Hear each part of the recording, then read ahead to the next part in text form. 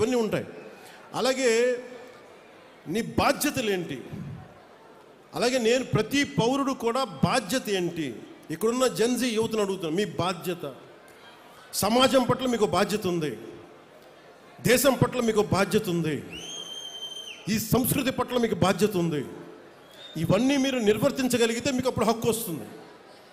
మీరు నిలబడితే ఇంకొక నిలదీసే హక్కు మీకు వస్తుంది. ఈ రోజున, ఈ రాజ్యాంగ దినోత్సవం రోజున ఒకటే ఒక సందేశం నాది. మీరు నిలబడితే, మీరు మీ ఆశయాలకి మీరు నిలబడి మీ బాధ్యతల్ని మీరు నిర్వర్తిస్తే ప్రతి ఒక్క పొలిటికల్ వ్యవస్థలో ఉండే ప్రతి ఒక్కరిని, వార్డు మెంబర్ దగ్గర నుంచి ఎంత పెద్ద స్థాయి నాయకుడి దగ్గరికైనా సరే నిలదీసే హక్కు మీకు వస్తుంది. అది మర్చిపోకండి. ఇది నేను ఎందుకు ఇంత ధైర్యంగా చెప్తున్నా మేమందరం కుటుంబ ప్రభుత్వం తరపున అంటే, మేము ఈ దేశం బాగుండాలి.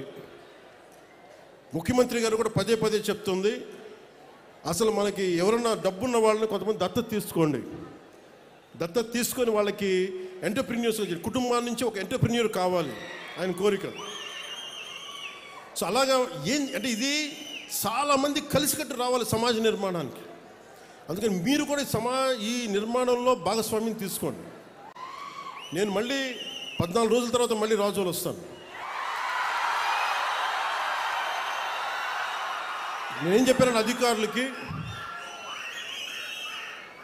కోనసీమకి ఒక కాంప్రహెన్సివ్ ప్లాన్, ఒక సమగ్రమైన విధి విధానాలతోటి ముందు రైతాంగానికి, కొబ్బరి రైతాంగానికి కావాల్సిన విధి విధానాలతో ఒక ప్రణాళికతోటి 45 రోజుల్లో వస్తాం జనవరి పండగ తర్వాత. ఈ లోపల నేను 14 రోజుల తర్వాత వస్తాను. దానికి ఏం పనులు చేయమని చెప్పి అధికారులకి ఆదేశించాను. అలాగే మీకు కూడా మీరు నన్ను పని చేసుకునే వెసులుబాటు ఇవ్వండి చాలు. నాకు 2 ఇవ్వండి. మీరు నాకు పనిచేసే వెసులుబాటు ఇవ్వండి. 2, 15 సంవత్సరాలు ఒక కొబ్బరి చెట్టును కాపాడుకుంటే అది ఇంటికి పెద్ద కొడుకు అంటారు. కూటమి ప్రభుత్వాన్ని ఒక పెద్ద కొడుకులా కాపాడండి. మీరు ఈ పెద్ద కొడుకుని మీరు కాపాడితే పెద్ద కొడుకు మీకు భవిష్యత్తు ఇస్తారు. ఇది రాజోలు తాగదు, కోనసీమ తాగదు, ఆంధ్రప్రదేశ్ తాగదు, దేశంకి వెళ్తుంది. మీరు అంటే అదే చెప్తున్నాను, రాజోల్ నుంచి మొదలైన ప్రయాణం పైదాకా వెళ్ళాలి. మీ చేతుల్లో ఉన్నది. నాకు ఇవ్వగలిగేదల్లా, నేను మిమ్మల్ని నమ్మాను, మీకోసం నిలబడతాను. నేను అద్భుతాలు రాత్రికి రాత్రి చేస్తానని చెప్పను. రోడ్లు రాత్రి వేయలేం, కానీ మీకోసం నిలబడతాం. మీకు ఏదైనా సమస్య ఉంటే మీరు పాలు పంచుకోవాలంటే నన్ను పవన్ కళ్యాణ్ అవసరం లేని స్థాయిలో దేశం ఉండాలి, పవన్ కళ్యాణ్ అవసరం లేని స్థాయిలో రాజోలు ఉండాలి. నేను వస్తేనే సమస్య తీరుద్దంటే తప్పు కదా. వ్యక్తి సెంట్రిక్, పర్సనల్ సెంట్రిక్ డెమోక్రసీ అయిపోయింది, dangerous. It should be citizen centric democracy. అక్కడున్న ఆడపిల్ల నాకు పని అవ్వట్లేదంటే మీరు ధైర్యం వెళ్తే మీరు గొంతు తెరిస్తే పని అయిపోవాలి మీకు. అది కదా మీకు రాజ్యాంగం ఇచ్చింది. దానికోసం పవన్ కళ్యాణ్ కోసం వెయిట్ చేయకర్లా, ఇంకో అధికారి కోసం వెయిట్ చేయకర్లా, ఇంకో మంత్రి కోసం వెయిట్ చేయకర్లా. ఎప్పుడైతే ప్రజలు చాలా బలంగా ఉంటారో నాయకులకు భయం వేస్తుంది. You have to become an vote bank. ఇప్పుడు చూడండి, గత ప్రభుత్వం మళ్ళీ ఏం మాట్లాడుతున్నారు, మేము భవిష్యత్తులో ఇవి చేస్తాం ఉన్నారు. మీకు 5 సంవత్సరాల సమయం ఇస్తేనే మీరు ఏం చేయలేకపోయారు, రాష్ట్రాన్ని ఇంత అస్తవ్యస్తంగా చేశారు. ఇంకొకసారి మీరు వస్తే ఏం జరుగుద్ది? అదే వద్దని చెప్పి మనం ప్రజలు పక్కన పెట్టారు. ఈ రోజుకి వాళ్ళు తీరుతేనే మార్చుకోవట్లేదు. చాలా తక్కువ సార్లు గత ప్రభుత్వం గురించి మాట్లాడతారు. వాళ్ళు ఈ రోజుకి వాళ్ళ బూతులు మారట్లేదు, వాళ్ళ బుద్ధులు మారట్లేదు. నేను ఇంకా మీరు సామాజిక మాధ్యమాల్లో తిడుతూనే ఉన్నారు. మళ్ళీ ఇంకొకసారి హెచ్చరిస్తున్నా. పిఠాపురంలో ఒకసారి చెప్పాను మీకు, మళ్ళీ మీరు కూర్చొని పాత పద్ధతిలో కనుక మళ్ళీ నాయకులు మళ్ళీ మీరు పిచ్చి ప్రలాపనలు చేస్తే పర్యవసానాలు చాలా తీవ్రంగా ఉంటాయి, గుర్తుపెట్టుకోండి.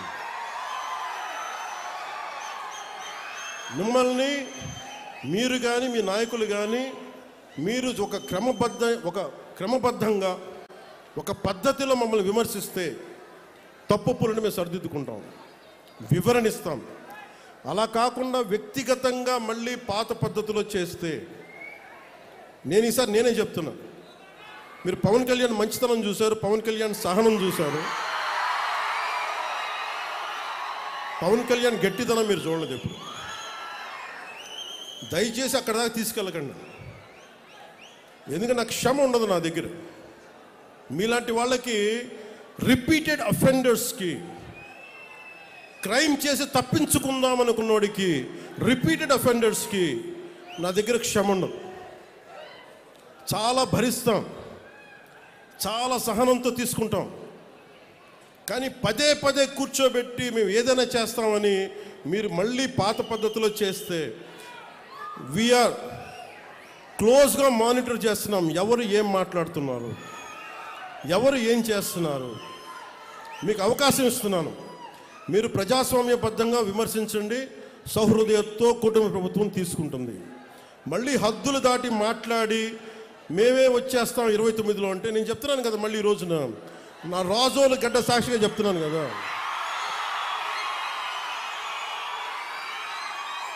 నా రాజోలు గడ్డ సాక్షిగా చెప్తున్నాను.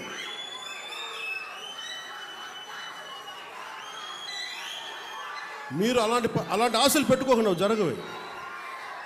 ఎందుకంటే ప్రజలు మమ్మల్ని నమ్మారు, మేము వాళ్ళ ముందుకు తీసుకెళ్తాం.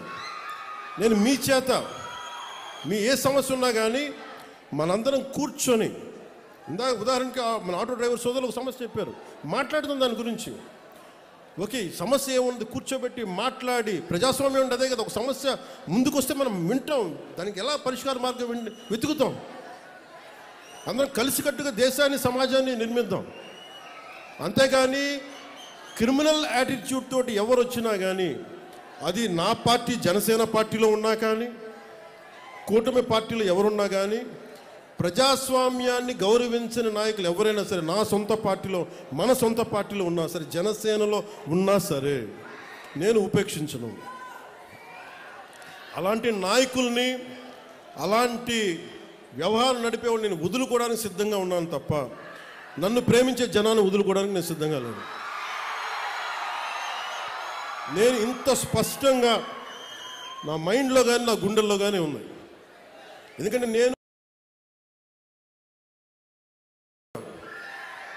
ఈరోజు మీ పెద్దవాళ్ళు అయిపోయారు, 40 ఏళ్ళు 50 ఏళ్ళు వచ్చేసినాయి. కానీ వాళ్ళందరికీ భవిష్యత్తు ఏం కోరుకుంటారు? వాళ్ళ బిడ్డల భవిష్యత్తు కోరుకుంటారు. మీ బిడ్డల కోసం ఆలోచించడానికి ఒక తండ్రి, ఒక తల్లి ఎలా ఆలోచిస్తారు, కూటమి ప్రభుత్వం అలా ఆలోచించాలి. ఇప్పుడే అడుగు పెట్టాం, 18 నెలలు అయింది. ఇప్పుడు స్టార్ట్ చేశాం. మీ ఆశీస్సులు కావాలి, మీరు అర్థం చేసుకునే మనసు కావాలి. అందుకని నాకు మనస్ఫూర్తిగా రాజోల నుంచి ప్రతి ఒక్కరికి, ఆంధ్ర రాష్ట్రంలో ప్రతి ఒక్కరికి, మమ్మల్ని గెలిపించిన, కుటుంబ ప్రభుత్వాన్ని గెలిపించిన ప్రతి ఒక్కరికి 2 చేతులు జోడిస్తూ మీ అందరికీ కృతజ్ఞతలు తెలియజేసుకుంటూ, పదవులు ఎలా ఉంటాయి, ఏముంటాయి నాకు ఎప్పుడు తెలియని ఆలోచించాలి. డిప్యూటీ సీఎం అవుతాను కూడా ఆలోచించాలి, ఎమ్మెల్యేగా గెలుస్తాను కూడా ఆలోచించాలి. నా కోరిక ఒకటే, కష్టంలో ఉన్నవాడికి సాయం చేయాలి అన్నదే ఒకటే. అదే నన్ను ఇక్కడ దాకా పట్టుకొచ్చింది. మీరు నన్ను మనస్ఫూర్తిగా నమ్మండి. ఇందాక చెప్పినట్టుగా ఒక ఇంటికి పెద్ద కొడుకు ఎలా ఉంటుందో, ఈ ప్రభుత్వాన్ని ఒక పెద్ద కొడుకుగా భావించి మీరు నమ్మండి. మీరు దీనికి ఒక 15 సంవత్సరాల సమయం కావాలి మాకు. అందుకని ఈ రోజున 100 కోట్లు ఇవ్వగలుగుతున్నామంటే 2014 నుంచి 19 వరకు, 2019 నుంచి 24 వరకు కనీసం ఎన్ని కోట్లు వచ్చినాయి మీరు చెప్పండి ఒకసారి మన కోనసీమకి. దీన్ని బట్టి మీరు అర్థం చేసుకుని ఎంత కమిటెడ్గా పనిచేస్తున్నామని. ఒకవైపు ఉపాధి మనకి ఏవైతే హామీలు చెప్పామో సూపర్ 6 అవి అమలు పరుస్తూ, రోడ్లు వేస్తూ, ఇన్ఫ్రాస్ట్రక్చర్ డెవలప్ చేస్తూ, చాలా ఒకవైపు వాళ్ళ దోపిడీని ఏం చేశారని బయటకు తీసుకొస్తూ చాలా ఇబ్బంది పడతా ఉన్నాం. వీటన్నిటి మధ్యలో కూడా ఇంత సమర్థవంతంగా రాష్ట్ర ప్రభుత్వాన్ని నడుపుతున్నామంటే గౌరవ ముఖ్యమంత్రి గారి నాయకత్వంలో మేమందరం కలిసి, మీ ఆశీస్సులు కావాలి, మెండుగా కావాలి. మాకు బలాన్నిచ్చే మీ ఆశీస్సులు కావాలని కోరుకుంటూ మీ అందరితోటి నా కోనసీమ సోదరులకి, సోదరిమణులకి, ఆడపడుచులకి, అక్క చెల్లెళ్ళకి, కార్మిక సంఘాల నాయకులకి, ప్రతి ఒక్కరికి పేరు పేరున ధన్యవాదాలు తెలుపుకుంటున్నాను. వేదిక పైన ఆసీనులైన గౌరవ రాజోలు శాసనసభ సభ్యులు, సభాధ్యక్షులు దేవి వరప్రసాద్ గారికి, అమలాపురం పార్లమెంట్ సభ్యులు గౌరవ శ్రీ హరీష్ మధుర బాలయోగి గారికి, శ్రీ పేరాబత్తుల రాజశేఖర్ గారికి, శ్రీ ఐతాబత్తుల ఆనందరావు గారికి, గన్నవరం శాసనసభ్యులు గిడ్డి సత్యనారాయణ గారికి, శ్రీ బండారు సత్యానందరావు గారికి, బొమ్మిడి నాయకర్ గారికి, ఇతర శాసనసభ్యులు నాయకులకి, ప్రతి ఒక్కరికి పేరు పేరున నా హృదయపూర్వక కృతజ్ఞతలు. ఈ కార్యక్రమాన్ని సమర్థవంతంగా పల్లె పండుగ 2.0 సమర్థవంతంగా ముందుకు తీసుకెళ్తున్న పంచాయతీరాజ్ ముఖ్య కార్యదర్శి, గ్రామీణాభివృద్ధి, గ్రామీణ నీటి సరఫరా, పారిశుద్ధ్యం ప్రిన్సిపల్ సెక్రటరీ శ్రీ శశిభూషణ్ కుమార్ గారికి, commissioner Panchayati Raj and rural development M Krishnateja గారికి, డిస్ట్రిక్ట్ కలెక్టర్ గారు మహేష్ కుమార్ గారికి, ప్రతి ఒక్కరికి నా ధన్యవాదాలు తెలుపుకుంటూ మరోమారు మళ్ళీ ఇంక 14 రోజులతో మళ్ళీ కలుసుకుందామని తెలియజేసుకుంటూ సెలవు తీసుకున్నాను.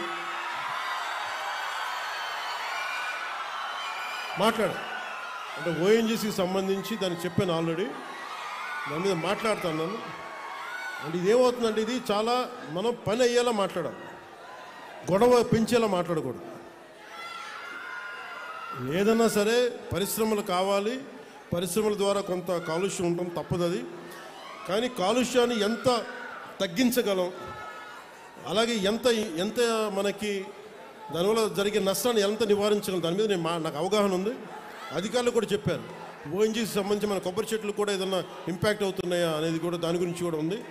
మాట్లాడి ఓఎన్జీసీ గెయిల్ బాధ్యతలకి అది కూర్చోబెట్టి దృష్టిలో ఉంది మాట్లాడాలి. Thank you. జై హింద్.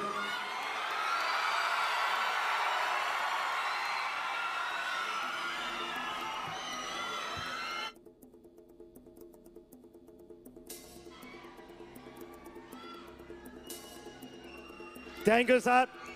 మా కోనసీమకు వచ్చి మా అందరి ఆశయాలు నమ్మి మా ఆలోచనలకు మా ఆదర్శాలకు నిలువెత్తు నిదర్శనంగా నిలిచిన మీకు అభినందనలు తెలియజేస్తూ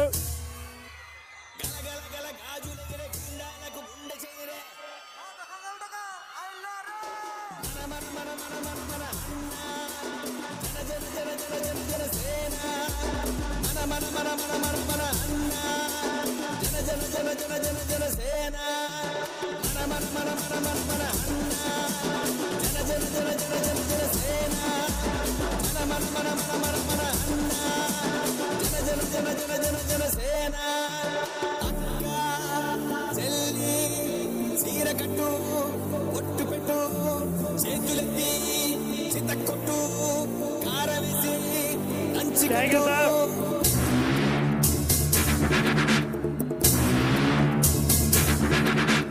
చీకట్లో దీపమంటే సిల్లమ్మరా, ఆకలేస్తే అన్నమంటే అక్కోనురా.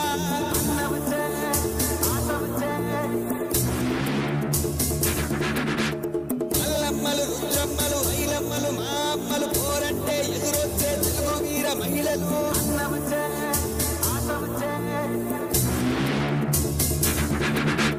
అమ్మసాడు బిడ్డలంత నిమ్మడంగా ఉండిపోదే పర్మంటూ గండంతా చీకట్లో జారిపోదా.